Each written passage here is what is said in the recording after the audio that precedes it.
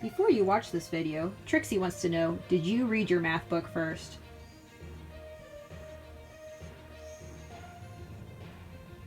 Do it. Then come back to the lesson. Hello, it's Miss Ballard and Trixie. And today, we're going to teach you about geometric solids. What Trixie is wearing could be called a cone. We're going to take it off of her because she wants to kill me. A cone looks like this. We also have Trixie's favorite thing, which is the basketball. Trixie, hey, you want to play basketball? Yeah, not so much. Trixie went for a long walk today. Trixie, what's that called?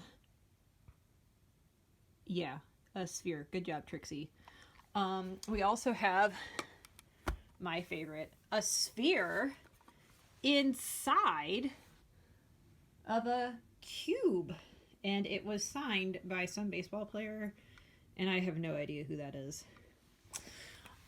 We also have a cylinder of hand cream for washing. When you wash your hands, you need to moisturize. Another cylinder of coriander chutney from our cousins who live in Wisconsin. And a triangular prism made from a piece of paper, because that's all I have. Some geometric solids, such as spheres, cylinders, and cones, have one or more curved surfaces. If a solid has only flat surfaces that are polygons, the solid is called a polyhedron. Cubes, triangular prisms, and pyramids are examples of polyhedrons. Can you identify the different polyhedrons in this picture? Okay, so our shapes that are polyhedrons only have flat sides. So that would be our triangular prism, our cube, and our rectangular prism. The ones that are not polyhedrons, our sphere is not one, our cylinders are not, and of course, Trixie, I'm sorry, but you are not a polyhedron. Alright, if you did that well, you get a treat. Good job. Okay, so what makes something a prism? So using this box of milk bones, I'm going to show you. All right, so whatever is on this side, the opposite side has to be the same shape. It is the same size. This side, the opposite side, is the same. So that's what makes it a prism. This is a rectangular prism, but this works too for a triangular prism. If we look, this side is the same shape as that side. Also, some other words we need to know. This flat part is called the face. Look, it's got the face of the dog. Oh, puppy. Also, there is the edge. Ooh. Okay, that's my edge. Think the edge of the box. And then, last but not least, your vertex is where your edges come together. She was a good dog. I think she should get a treat. Oh. Okay, so let's talk about the examples in the book on page 474. They look like this. Ooh. Okay, so the first one says, imagine pressing a flat rectangular object into clay. What would the shape of the hole that is formed be? It would look like that. So we would say it's a rectangular prism. You can also find the answer by looking back in my nifty book right here. Okay, one page back. All right, then it says, use the name of geometric solids to describe the shapes of each object. Well, a basketball, right there. I would say that is, looks like that. So that's a sphere.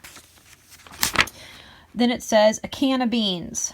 Well, a can of beans looks a lot like this jar of chutney here. And I know that's a cylinder. And I can also know that's a cylinder by flipping back right there. So that's a cylinder. And a shoebox. Well, that looks like dog treat box. So that's going to be my rectangular prism. Okay, there's a bunch of rectangles in it. A cube has how many faces, edges, and vertices? What you need to do is picture a cube in your head. The faces, again, are the flat part. My edges are this part.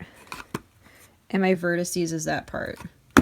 So using my math skills, I count up my sides. 1, 2, 3, 4, 5, 6 on the bottom. That's going to be my faces. My edges. 1, 2, 3, 4, 5, 6, 7, 8. Flip it over. 9, 10, 11, 12. 12 edges. My vertices are where my edges come together. 1, 2, 3, 4, 5, 6, 7, 8. So 8 vertices. For something like this, it'd be easiest for you to have something to touch, but you can also draw it out if it helps. It talks about drawing a cube. Go ahead and just look in your book for that one. They do a pretty good job of explaining the process for drawing these polyhedrons. I think that's pretty self-explanatory. And then the last thing is making shapes like this. So I'm not going to have you cut things out. This is a visualizing thing, but I wouldn't ask you to do that on a test. Okay. Number 6. If each edge of a cube is 5 centimeters, what is the surface area, the combined area of all the faces of the cube?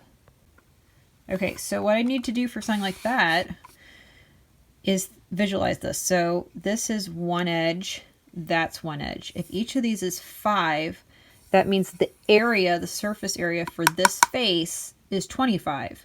I already said I have 6 faces for my cube, so that's 1, 2, 3, 4, 5. Bottom is 6. So I do 6 times 25, and that will give me 150 centimeters squared. Okay, so next thing you need to do is to go ahead and do your practice set. Pause the video and then come back to the video to check.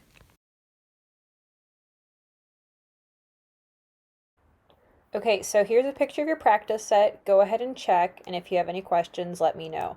Don't forget your homework is to do your odds, and then go ahead and check it with the answer key I sent your parents, and then send a picture to Miss Fox so I know you did your assignment.